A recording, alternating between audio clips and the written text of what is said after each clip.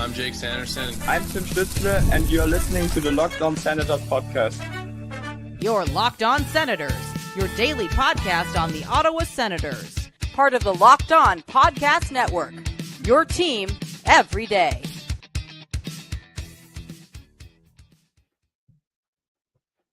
You are listening to the Postcast, presented by the Locked On Senators podcast, and of course, the Glebe Central Pub. I'm your host, Brandon Pillar, joined by Lalime's Martian and Jack Richardson after a disappointing 4-2 loss to the New York Islanders, a carbon copy of the 4-2 loss to the Islanders a couple weeks ago. And this is a tough game for the Ottawa Senators because you look at the roster, you look at what the New York Islanders are dealing with, both teams on back-to-back situations. One team opts to go for their number one goalie in the back-to-back situation. The other chooses to go with their backup, and the result was very clear which goalie stood tall here in this one. Lalime's Martian, I know the chat's going to get on me. I know you and Jack are going to get on me, so have your say. Go ahead. This turned out as bad as possible for my take last night. So just give it to me. Just bring it on. Let's go. Yeah, I mean, listen, Pilsy, we have the benefit of having hindsight on our side here for this one. But when you're looking at this, Sorokin's going in off a back-to-back, and Ullmark played great last night. I just think you got to ride the hot hand here and just throw him right back in there. He's a professional athlete. This guy should be able to handle two games in a row. We don't see it very much here in Ottawa. I think we saw it once last year with Korpisalo. I think they threw him into a back-to-back, and I don't even remember the result of that. But I just think, like, in this case, in this game, with hindsight on our side, knowing that, I think that, the Sens probably would have won this game if they would have went back to Linus Ullmark in this one, because Anton Forsberg just didn't show up tonight. 13 shots on goal, 3 against. That's just not good enough. I'm not a math guy, but luckily our friend producer Ross posted it on his Twitter feed. That's a .750 save percentage, Pilsy, and you're not going to win very many games if your goalie's letting in, one of every 4 shots. That's not good. Jack, how'd you see this one? Pilsy, I got to be honest. I agreed with you last night. I was all for going with Forsberg. I think that what Sorokin did is incredible. Like he just stole a game for them on the second half of a back-to-back. That's crazy. Like, it's not super common unless I'm out to lunch for goalies to start back-to-back nights. Like, that was crazy what he did. It didn't help, though, that we were talking about Ullmark doing it because he played so well and he's been on such a hot streak. But man, I mean, you couldn't have picked a worse narrative coming out of that game. Just having goaltending questions, getting goal lead in a game they got to win, man. You got to beat the Islanders. They've lost 2 on home ice to the Islanders in a month. It's just not good enough if you're going to try to make the playoffs and try and jump them. It sucks. Yeah, and Pilsy said it. It's like those 2 games were eerily similar. Very the first one I think was a little bit more of a snooze fest than the one tonight. I think there was a lot for us to enjoy here tonight if you watch this game. But again, I go back and I look at goalie experts and who's the best person to look to when you're talking about which goalie is the right choice to start. And you look at the other bench and you got Patty Waugh back there. He's obviously one of the best goalies of all time. If anybody knows what it's like for a goalie to go in a back-to-back and putting them in a tough situation, it's him. And I think you just got to, as soon as they announced Sorokin, I think even if you were planning on starting Forsberg, you just match them. I think you just match it. You just go, hey, listen, let's shadow this action. That's a matchup. They do that on home ice with players on skaters. So I think with goalies, it's not crazy to think that they could have done the same thing. But again, it's hindsight. It sucks. Should have won this game, and that's where we're at here, fellas. I think the thing is, and look, obviously Ullmark is the better goalie. Forsberg had 2 shutouts, and then pretty much every other game he's played has not been good in this season. We've recognized that, and it's the fact that you have to look at not only these guys as the players, but as the people and the confidence. I think if you went to Ullmark back-to-back in these games, it pretty much shows you, hey, Forsy, we don't think you're capable of this. And I know people are probably saying, well, yeah, point in case he's not. And that's fair, but you can't have Ullmark play every single game the rest of the season. You got to try to build your backup up. He's a guy that's making $2.75 million. He's been good for this team in the past. So I got to imagine that this is a team that doesn't do back-to-back goalies very often, like you mentioned, Marsh. But also part of it was like, hey, We want to see Forsey have a big game and build his confidence. And then we're going to go right back to Ullmark. But you got to get him in there. You got to get him in the mix. I think for people that are getting on me about my take, that's fine. I'll eat it. It went as bad as possible, especially the fact that the Islanders started the same guy back-to-back. But also look at the fact that they had Marcus Hogberg back there, not exactly a trusted NHL vet, a former Senator. And clearly the Islanders looked at him and were like, hey, sorry, you're the third stringer. We don't think you can pull this off. This is a big game for us. And the Senators said, Forsey, you're a backup. We're trying to put trust in you. We think you can pull this off. If I could go back to last night's postcast, I would switch my opinion, not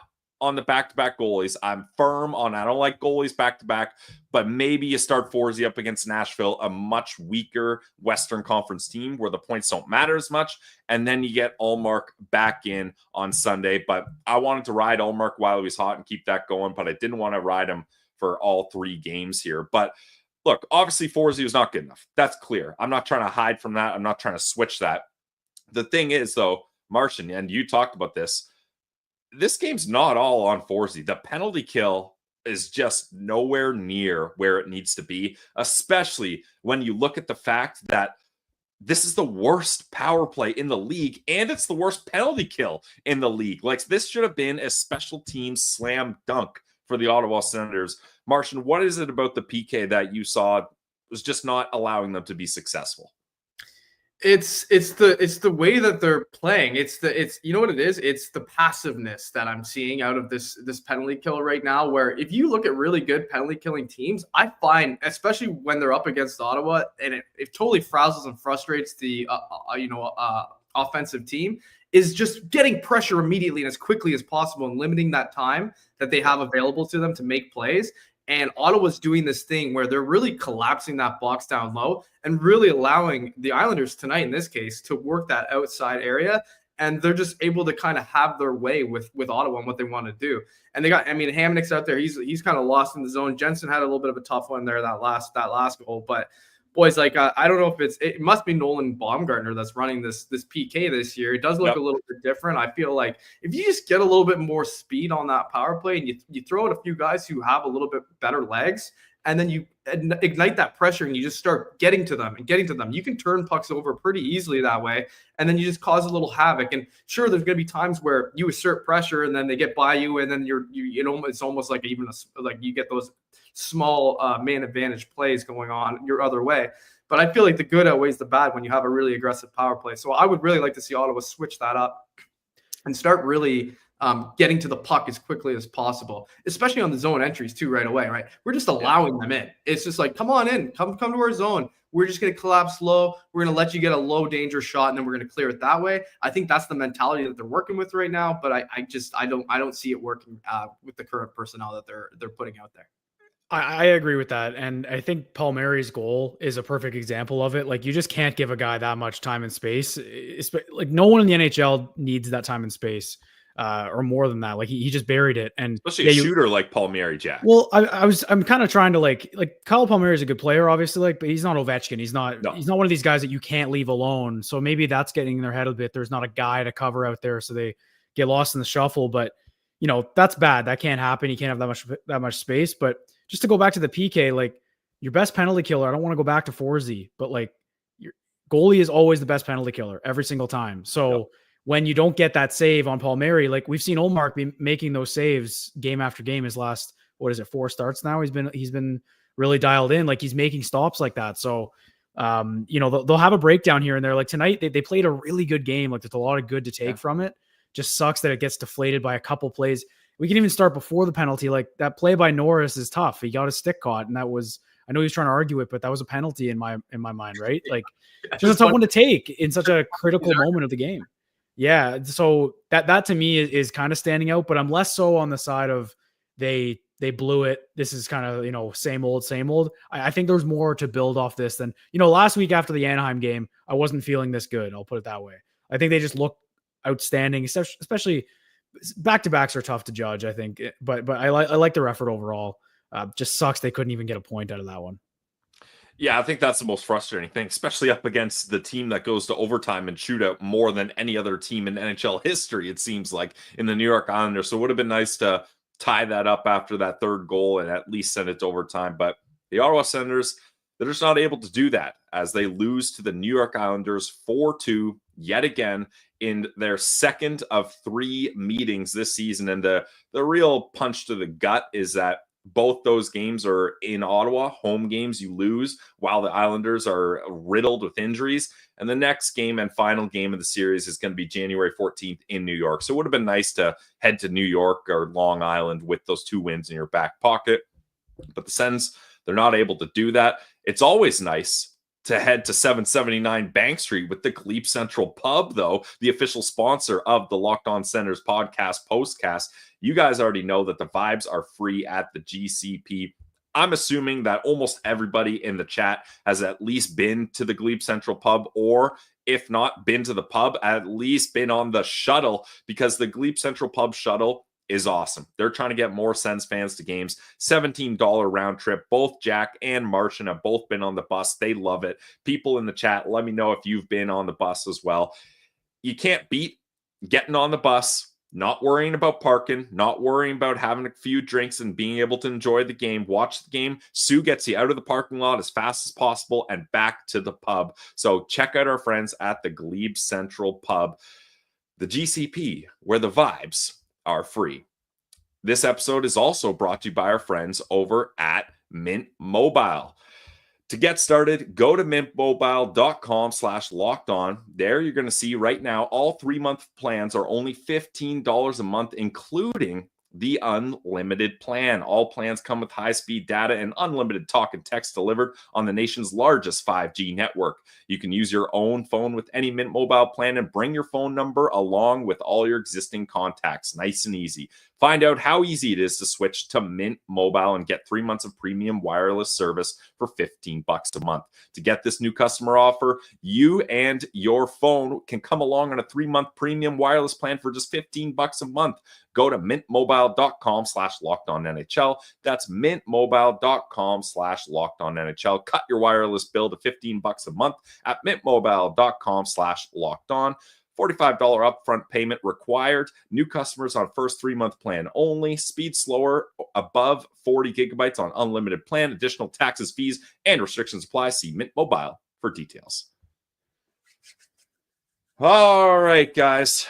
The Postcast here presented by the Glebe Central Pub. I'm Brandon Pillar. That's Lalime's Martian. We got Jack Richardson in the house too. A good trio here. And we got 228 Sens fans in the chat as well. Thank you for joining us in this Postcast. Unfortunately, after a 4-2 New York Islanders loss. All right, boys, we've covered Forsey being terrible. We've covered my take last Postcast blowing up in my face. We've covered the penalty killing being terrible. We got any positives from this game? I mean, the Ottawa Senators start this game off scoring the first goal. Martian, did that have you thinking that this team was going to get off to a good start? Well, I mean, scoring first is off to a good start, but the good start was going to lead to a longer momentum throughout this game, or did the first goal not really give you as much hope as you wanted? No, for sure. It gave me confidence for sure with this game. And I think the main reason for that is, you know, when we look at this team, a lot of the times we can tell when they're going to be having a good night and the difference between a good night and a bad night and what that looks like in that first 10 to 15 minutes for this team. And, you know, getting that first goal is super important for them as well, just record wise, when you look at that. Yeah. But I mean, look at the guy who set this thing up, and that's I think you got to just look at Tim Stützle. This guy is on a different level all of a sudden. I mean, it's been all season now at this point, but tonight especially, he was electrifying, very incredible player. He's buzzing around out there, and then on that first goal, you know, he enters that zone and then kind of circles back and creates that little extra time and delays. And I think Mathot was the one saying in the intermission, I mean, that's just not something that every player can do in the NHL, where you can hang on to that puck for that extra couple seconds to let your teammates get into position. And he does a great job there, finding, you know, I think it was Batherson cutting into the zone. And then Gregor. It was Gregor. Yeah, he zipped right in. Yeah, I should have known it was Gregor. Showed that speed. The amount of speed he had going there. And then Gregor made a really, really great play right at the goal mouth to get it over to Gaudette. But that was all created only because Tim Stützle was able to maintain that possession for the team. But yeah, I know I felt like they were off to a nice start, and I was liking what I was seeing. I thought things were going to go our way, and honestly, they should have. I mean, we keep saying that it should have gone our way tonight, just didn't. Tim Stützle has been so good that I think that if they had won some of these games, they should have maybe lost. Like this kid would be like in MVP conversations. He's been that good, man. He's playing every night. Every night he's doing what he did tonight. And I think that's what's frustrating too, is like he's willed them to a couple wins. They should have won tonight too. And he's the reason why. The way he's able to control himself now at top speed is so impressive. I think that's the biggest change I've noticed is he's able to make plays at faster speeds now, where before he'd maybe burst out into the corner and kind of like forget what to do because he got there so fast. So he's really getting coordinated, it feels like, right? And man, like he's I'm not saying that Claude Giroux is having a bad season. He's maybe having a little bit of a quieter season at 5-on-5 especially, but he's making Giroux now. He's starting to wake up. Adam Gaudette, obviously having a great start too, but he's really taken off since being paired with Tim Stützle. Like it's just crazy what he's doing with the people on his wing. He is the first line. I think it's fair to say like whatever line the German is on is line one for the Ottawa Senators. So he's a positive every single night. Really, the season would be a little bit more concerning if he was not this good, I think is a good way to put it right now. He's willing them to games. That's all I got, Pilsy. I think that's a good positive. Drake Batherson deserves some love too. I don't know if you're going to talk about him next, but he's right up there with me every single night, flying, absolutely flying. Yeah, Lalime's Martian's slogan of "Give it to the German" is certainly picking up legs. We saw a "Give it to the German" sign at the CTC, and I mean, hey, when you're Tim Stützle and you have 34 points in 27 games, you're in the top 10 in the league in points. It'd be silly to do anything but give it to the German, as Tim Stützle yet again with a good game, as he has 2 assists in this one and 22 minutes, 26 seconds of ice time. So yeah, Timmy is the consistent player of this team, and he's easily the Ottawa Senators' best player this season, and it's not even really close, honestly. I think, Martian, you want to hop in there? I just wanted to say real quick too. I don't think he's getting a ton of credit for his defensive game either right now, boys. Yeah, he's that one back check in particular where he slid on his belly just to get a stick on it and really broke that play up on an odd man rush from the Islanders. He's playing on the right side of the puck too. So I think and it's all kind of coming hand in hand. You noticed a lot of great turnovers. One of them led to a really great chance for him where he kind of had that little bit of a partial breakaway, made a great move, just didn't quite get it up high enough. And then he had a very similar takeaway right before that, earlier in that period. And he's working like a dog to get the puck back. And when it's on his stick, good things happen. That's why we say give it to the German. And I do want to say I just love that sign made its way into the CTC, boys. I couldn't have designed it any better myself. Yeah, hey, it was simple. It was to the point. That's what you want. Yeah, the Ottawa Senators, they having the Islanders scoring on both those power plays. 2 for 2, the worst power play in the league, is brutal. 1 for 3 on the power play for the Senators. Did you guys feel like the Sens got enough from their power plays? I mean, obviously they score that the one power play goal, but we talked about the penalty kill not exactly being up to snuff. Jack, how do you feel about this power play? Because like it's bad when the league's worst power play scores twice on you, but it's also not great when you're not really able to fully capitalize on penalties. On the man advantage up against the league's worst penalty kill as well. Yeah, they got their looks again. I don't know, man. They're since that Vancouver game, I feel like they haven't had a game where they haven't had any sustained pressure, which is good. But yeah, the execution is a problem. I think it's just kind of amplified on the power play, but it's really just overall, even at 5-on-5, like they're playing really good, but they're not scoring a ton of goals lately, right? So haven't had more than 3 in a while. So like that's a factor. And I think the power play going a bit quiet is why, but most nights you'll take 1 out of 3. I mean, again, like everything's just amplified here because of the 3 goals on 13 shots, which you just hate going back to it. I know it's a goalie friendly show, but that won't cut it. So no, when that happens, then the lack of offense gets highlighted. Shane Pinto was so close like 5 times. This guy tonight. Can't buy a goal. Oh my God. So the very beginning of the hockey game, and then he has that nice chat with Alfie on the bench, which is, it's so cool that Daniel Alfredson's on the bench, by the way, just feeding all these guys information game after game. It's crazy that we just accept that now. Anyway. I mean, Pinto's not the hardest guy to get giggling, but he had him giggling right after that, right? I wonder what he said. I wonder if he meant to make him laugh. That's what I'm wondering. No, definitely not. I bet Alfie was like, Pinner, buddy, you got 1 goal in the season. You got to start bearing those. And Pinto's just like giggling to himself. He hasn't scored a goal in 2 months. And I think when he's missing those chances early, he looked good. But then when he's getting those other chances, you can tell this guy has no confidence right now. And it's tough to see. And it's just, he needs a bounce or something to get him out of it, because it's just on the power play. They sent the second unit out pretty early on that third period power play they had. And they got a couple good looks though. So it was all right. But Pinto had it in the slot, like 2-3 times, and just didn't pull the trigger, didn't know when to shoot. He just doesn't have it right now offensively, which is difficult, because I thought that line, like Nick Cousins is bringing some juice on that line. I've liked what he's brought. Yeah, I think the one thing for me on the power play right now, and they're having no problems gaining the zone, so that's not an issue. It's they're just kind of getting a little bit too cute, I find, around that goal mouth. They get that download play, and they're always trying to feed that bumper, and then there's a lot of no-look backhand passes through the crease that tend to work if you know where you're putting the puck. But you're getting a little too cute, little extra pass is probably not going to get it done.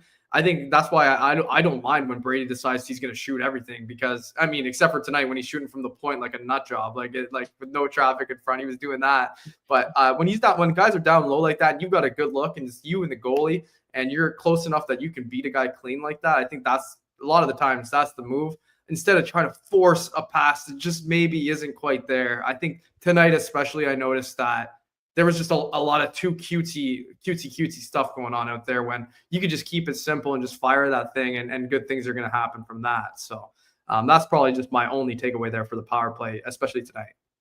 Yeah, I mean, that bumper play is so effective, but when you're forcing it, like it seems like they're forcing it, doesn't it? And like Josh Norris was so close to getting that one bumper play, but he just whiffs on it. But you gotta be able to cycle through plan B and C sometimes. You can't just force plan A, and if it doesn't work, just go back to it. So I would have liked to see them mix it up a little bit more there, but yeah, I don't know. I got one negative about the German.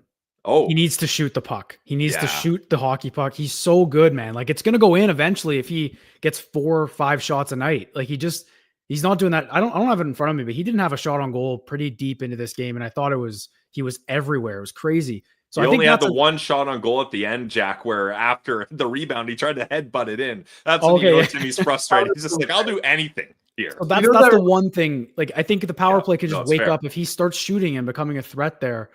So he's just not shooting as much, which I'm hoping it's nothing to do with his wrist, which hurt him last year, right? So.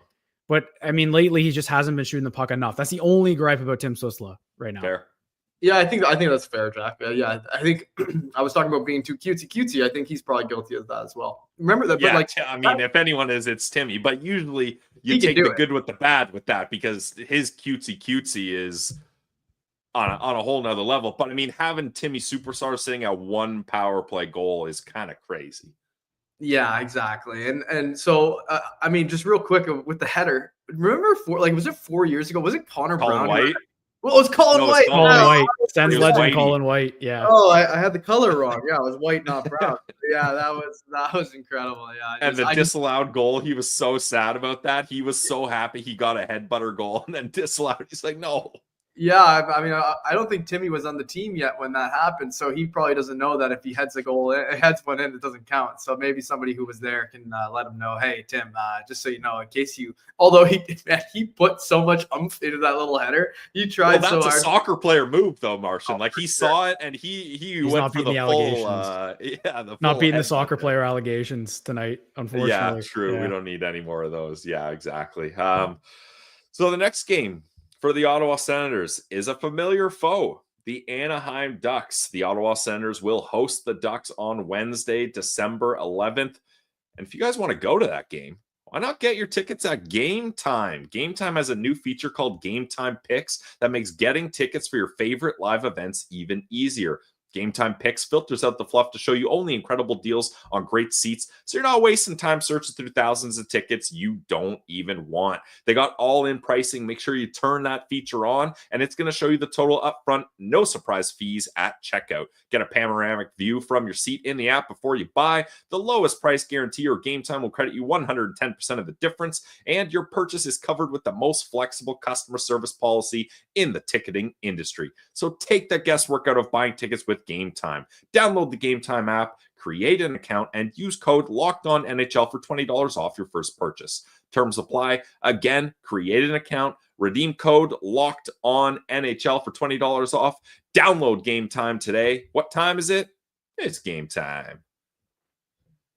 All right, boys. Let's get to our Central standouts. It was a disappointing 4-2 loss at the hands of the New York Islanders, but there certainly was some players that deserve some love in this game. I'm going to throw it to Jack. Jack, who is your first Central standout presented by the Glebe Central Pub? I'll leave Stutzla because we talked about him forever. I'm gonna give a bit of a shout out to Drake Batherson. Mentioned him earlier also, but he's just making plays, just all over the ice, skating well. And I think he's just got this new confidence. Like, it's one of those guys where I'm thinking, it's when I mentioned Alfredson earlier being on the bench, it's crazy that just Alfredson can rub off on Drake Batherson. You know what I mean? Just kind of, I don't want to say similar play styles because Alfie was kind of a unique player, did absolutely everything out there, but little nuances he can give these guys. And there's some players that look like brand new players under the new coaches. And I think Drake Batherson's one of them. He's just all over the ice, defensively making plays that he wasn't making before. So it's good to see him just really taking another step, being a true top line winger in the NHL, which they're hard to find, man. Hard to find good players like that. And they drafted him in the fourth round. Jack. 4.9 million, 5 million, whatever it is. Crazy. He's not lumped in with all the $8 million contracts. Just absolute bargain. Yeah, Batherson finished tonight with 1 assist, 3 shots on net. I thought he had a lot of really good opportunities. I mean, the assist that he had, Martian, I know you said no cutesy plays, but that was a cutesy no-look pass all the way across. Who ended up bearing that one? It was Norris. Norris, thank you. I call that a pre-look pass, Pilsy, because he did do I like that. He did the little shoulder check beforehand. He said, okay, I know exactly where this guy is. I don't need to look again. And great pass. Yeah, he was awesome. There you go. All right, Martian, who is your Central standout presented by the Glebe Central Pub? Yeah, I'm going to go off the board, not completely off the board, but a guy I thought had a really great night, and he's starting to look more and more like a really steady NHL defenseman. I'm going to go with Tyler Clevin here, and especially in the offensive zone. I feel like Tyler Clevin is starting to really feel himself. Making a lot of good keeps at the blue line, making great passes, and a trend I'm really loving to see out of Tyler Clevin. That is something that he needs to continue to beat into his head, and he's going to collect points like nuts. He is a give it to the German guy. When he's on the ice with Tim Stützle, he gives it to Tim Stützle, and he's smart for doing that because he knows that if he just gives it to the German, then he's gonna look good on the other side of things. So I'm loving Tyler Clevin's game right now. He had 4 shots on goal here tonight. 15, 42 time on ice, credited with 0 hits, but he did have a couple little nudge plays that I noticed as well. He's always a little bit on the physical side, as we know with Tyler Clevin, 1 takeaway and 1 block shot. So I'm going to go with Tyler Clevin here. I thought he had a great night. His feet were moving even on the back-to-back. I like that. Yeah, Clevin did have a good night, and he's had a lot more confidence lately with shooting the puck. Like whenever he has a lane, he's ripping that pill, and he got his first NHL goal a little while ago, so maybe that's helped give him a boost. But I like Clevin's game, so that's a good one, Martian. I mean, I know we covered Tim Stützle extensively, but I got to go with Tim Stützle as my Central standout, best player on the ice. Like, just the bursts of speed this guy is able to get whenever he needs to. Like, it's not, I feel like last year or maybe even years in the past, you only saw Timmy really turn it up when he had the puck, right? Like, that's when the gears in his head get going. He's got the puck on his stick. He's feeling confident. He notches it up to a 6th gear, but he's able to chase down pucks. He's able to go fast defensively. He had that one play where I forget who it was, an Islanders player on the half wall, and he steals it from him and aggressively goes to the net. He pulls off like 5 or 6 dekes before he gets there. Unfortunately, he loses the handle on the last one, but he's just such a talented player. 200-foot game. He draws penalties. He's playing a much more physical game. So I thought Tim Stützle had yet another amazing night. Yeah, for sure. And I love the thing about Tim Stützle is even though he's kind of an average-sized guy, is he's got that little bit of a physical element to him, but even he's strong. He's strong, and he's just only going to get stronger because he's still only 22 years old. He doesn't turn 23 until January 15th of next year. So, but with him, he's average sized, but he's one of those guys, if he didn't have a number on the back of his jersey, you would know exactly who that is because of the way he plays. It's so signature. It's so signature. It's so Stützle, man. He's awesome. It's just like he's bobbing, he's weaving, he's flying, he's hitting guys. His mitts are insane. So yeah, the German is just a fun player to watch, and we're so lucky to have this guy going on our team again. I said this last night, same thing. It's just like unbelievable to watch this guy. He's entertaining as hell. I mentioned the Edmonton Oilers a lot. I watch their games. A lot of families, friends like them too. So it's just kind of my second team. Watch a lot of Leon Draisaitl.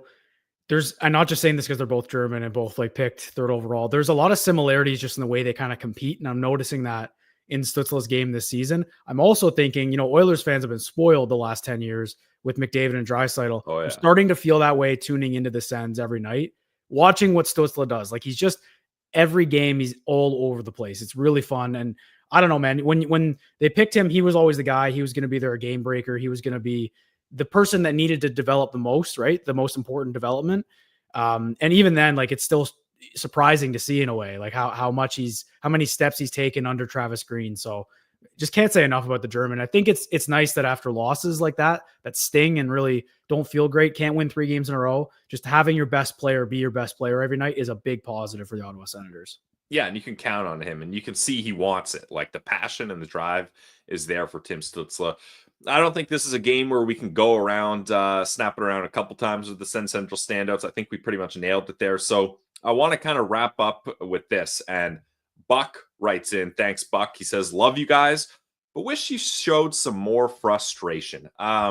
This is a fair comment. I mean, the Ottawa Senators just pissed this game away. Their backup goalie comes in, has a terrible game. The team with the worst power play and the worst penalty kill goes 2 for 2 on the power play. Like, they have so many injuries left, right, and center. This is a home game. They play their starter in back-to-back games. Like, really, like, on paper, this game was given to the Ottawa Senators on a platter. They outshoot them 31-13, and you lose 4-2 to the team that's 1 point ahead of you and the team that you're chasing. Like these kinds of losses are unacceptable, really. So I think, Martian, you and I were chit-chatting about this a little bit before the postcast started, and we kind of said, look, obviously this loss sucks. It's disappointed, but you can pinpoint the problems. I think that's the difference between now and a little while back in the season is you're like, how is this team just slipping away here? But it's clear to put the blame on Forsey, to put the blame on the penalty kill. But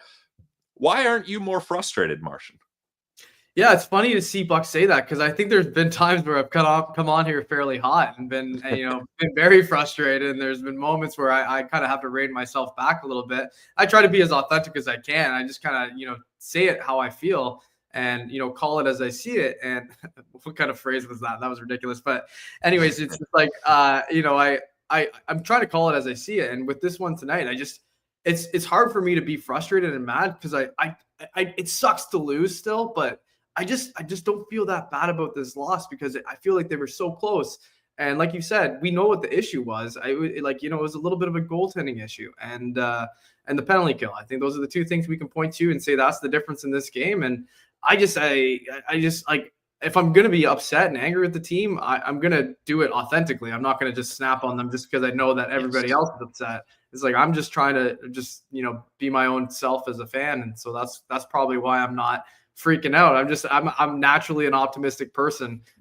Even though, there's moments where I do lose it just like anybody would.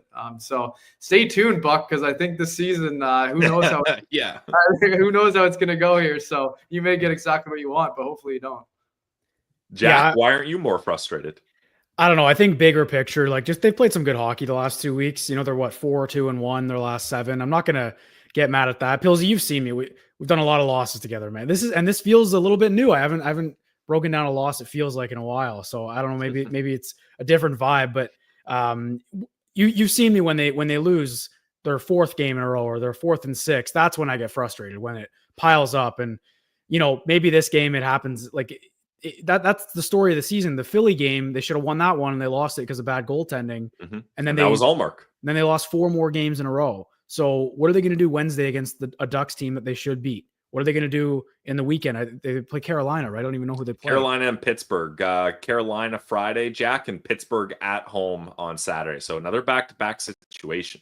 Okay, so another road game in Carolina, though. Like, what are we going to see there? Like, that's what I'm looking for. I'm looking forward to the rest of the week. They played some good hockey on a back-to-back. But I get it, though, man. Like, they got to find a way to win these games, and the holes are pretty glaring. Like, the penalty kill doesn't look good. Forsberg's a problem, so we'll just see where it goes from here. That's where I'm at, I think. All right, so let's have the discussion. I think it's a great debate that's going to happen here between everyone. Who should start next game for the Ottawa Senators? No, I'm just kidding. Obviously, it's Linus Ullmark. You can't put Forsey back in unless you absolutely have to. But they're going to have to take a look at this back-to-back situation, especially up against a team like the Carolina Hurricanes, which is pretty much scheduled lost territory. Do you get to a point where you question about Forsberg? Like, do you waive him? I know that he's had some okay games, but like 2 shutouts, right? Which were good games, but teams do it a lot, man. They waive goalies more often than you'd think when they're not playing well enough. That's how they got Forsberg, Jack. Exactly. Waivers 3 times that year, if I'm not mistaken. Yeah. It's not something he's not used to it anymore, but he was used to it back then. So it's not going to be anything that he's never seen before. I'm not saying I think they should. I'm wondering when they get to that point. They waived Zach McEwen. I mean, that wasn't. I know what you're saying. I don't think it's out of the realm of possibilities that they do waive him. I mean, I think those 2 shutouts basically saved him from having that happen to him already. I think it probably would have happened earlier.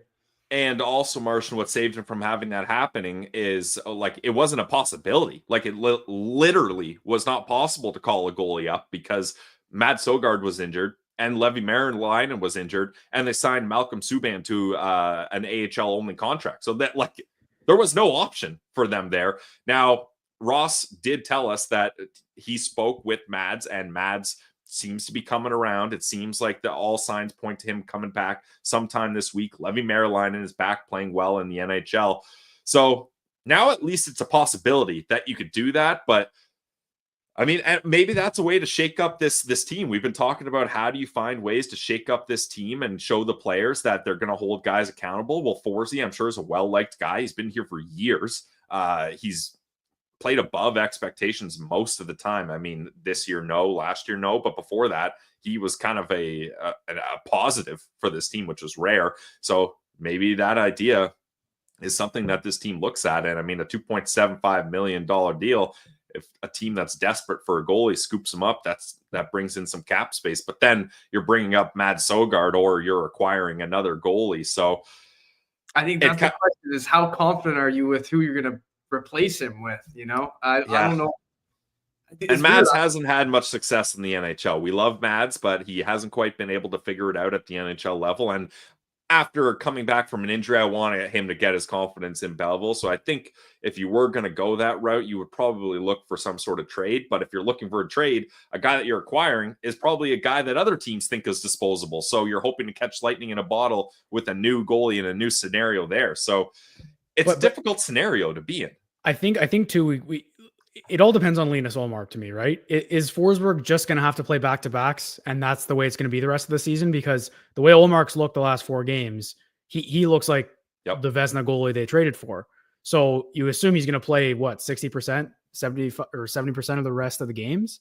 If it's not a back-to-back, you hope. Probably. You don't need to, I don't think it's a bad thing to have Mads Sogard sit on the bench for a few weeks as the backup. And, those guys have never really had time to sit behind a true starting goalie in the NHL. They've been thrown to the fire every time they're up here because everyone's always been hurt or playing poorly. The other thing I'll add to it, and I don't want to, we're going long again because we're talking about the Ottawa Senators. The passion. The is Forsberg, do you think, a trade bait option? And I'm just saying that because look at Philip Gustafsson, look at Cam Talbot, Joey Decord. When goalies leave Ottawa, they figure it out somehow. So maybe a team is looking at it being like, hey, maybe we should go trade for another Sens goalie. I'm going to do a Forsey for Marcus Hogberg 1-for-1. Oh, do we want the guy the Islanders didn't trust in a back-to-back? Yeah, I don't know. No, obviously that's a joke. But I don't know. Yeah, because I think if you're using him as trade bait, you'd have to take money back the other way or retain some salary, which I don't even know if the Sens can retain salary. I think they might have. It might be worth it to just eat it. It might be worth it to just eat it. It's 1 more year, and I don't know. And it sucks. You don't want to see it happen, but he hasn't been good enough this season, and that's kind of the bottom line, right? And he's cost them a few games where they should have won, and tonight's a perfect example of it. So it sucks. And if you're trying to win hockey games and get into the playoffs in a pretty crowded Eastern Conference, you gotta make some tough decisions, I think. Yeah, they're running out of time, and he's cost them a lot of points, I think, already this year. So how many more chances are you going to give this guy to get in there and find his game? Maybe one more. You get one more crack at it, bud. And then after that, See you later. Do you you give him a Carolina? lot of other crappy goalies out there we could put in there. One more though. Do you give him Carolina or the Pittsburgh game at home if he's still around next week? Like Jack, if it was up to me, I wouldn't give him either. I mean, I know. Martian's riding all mark. Matt Sogard. Why not? I don't know. But then Sogard didn't look good at all this season when he was healthy. So I don't know, man. Exactly. I don't know. They're in trouble. Yeah, it's a situation they find themselves in. The Ottawa Senators, ever since Craig Anderson has left, just have not been able to figure out goaltending. And we hope Linus Ullmark can be the answer, but he can't play every single game unless Martian was the goalie coach. He'd be cracking the whip and getting Ullmark out there for every single game. Get back out there. All right. Well, and this is a discussion we're going to continue to have on the Locked On Senators podcast.